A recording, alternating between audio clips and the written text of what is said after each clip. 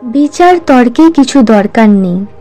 ঠাকুর রামকৃষ্ণদেবের প্রদর্শিত পথে খালি নাম সম্বল করে চলো, দেখবে সময়ে ঠিক জায়গায় পৌঁছে গেছো।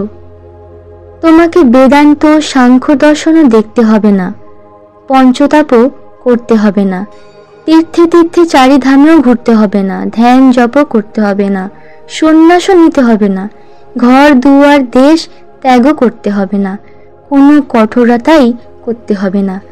দয়ার নিধি ভবপারের কাণ্ডারি রামকৃষ্ণ দেবকে ধরে বসে থাকো, অতি সত্বর কাজ হয়ে যাবে। দয়াল রামকৃষ্ণ দেব নিজে বহুকাল কঠোর সাধন ভজনে সিদ্ধি লাভ করে তাঁর ভজনবিহীন সম্বলবিহীন অনাশ্রয় দিন শরণাপন্ন দিগের জন্য সমস্ত সাধনার্জিত ফলগুলি সঞ্চয় করে রেখেছেন। পিতার বহু সমার্জিত সম্পত্তি যেমন অকর্মণ্য অলস ছেলেরও ভোগ্য, উনি রামকৃষ্ণদেবের শরণাপন্নদের মধ্যে যিনি যতই নিকৃষ্ট হন না কেন তিনিও তাঁর সম্পত্তির অধিকারী। রামকৃষ্ণ দেবকে আপনার চেয়েও আপনার মনে করে দুনিয়ার মজা লুঠো, কোনো চিন্তা নেই। সময় দেখতে পাবে ঠাকুর ঠিক বন্ধনের পাড়ে নিয়ে গেছেন। সাবধান, মাঝিকে ছেড়ো না, আর যা ইচ্ছা তাই করো।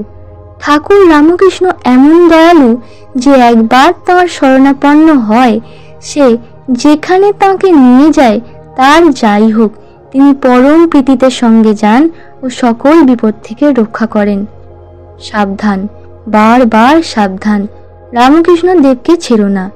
যদি বলো আমি মলিন মন দ্বারা পরিচালিত, কাম ক্রোধাদির অধীন এবং তজ্জন্যিত কত পাপ কর্ম করেছি, আমার আর উপায় কি আছে, তাহলে তুমি এখনো রামকৃষ্ণ দেবকে দেখতে পাওনি, তাঁর দয়ার অপার প্রসারের কিছুই জানতে পারোনি, রামকৃষ্ণ লীলার আভাসও পাওনি।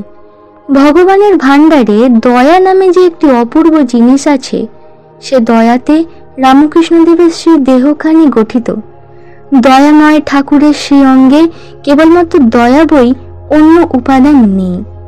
সেই দয়ার বলে ও গুণে স্বয়ং সৃষ্টিশ্বর রামকৃষ্ণ রূপধারী তা কেন জানো? তোমার আমার মতো ঘৃণ্য অস্পৃশ্য হীনবুদ্ধি জীবের উদ্ধারের জন্য। রামকৃষ্ণদেবের রূপ পতিত পাবন রূপ, কাঙাল শরণ রূপ, দীনবন্ধু রূপ।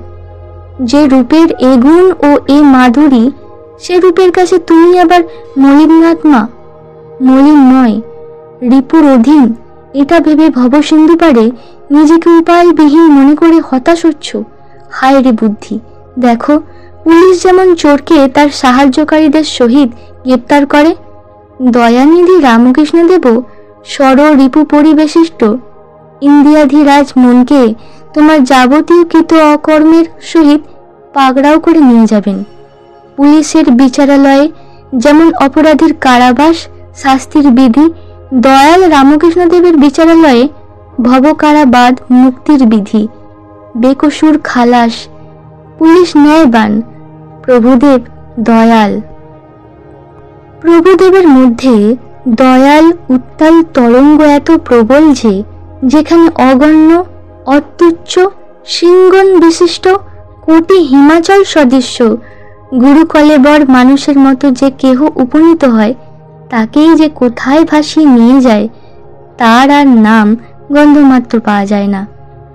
রামকৃষ্ণের শরণাপন্ন হলে তিনি তাঁকে অচিরে কাছে নিয়ে যেতে নিজের নিয়মে বদ্ধ আছেন।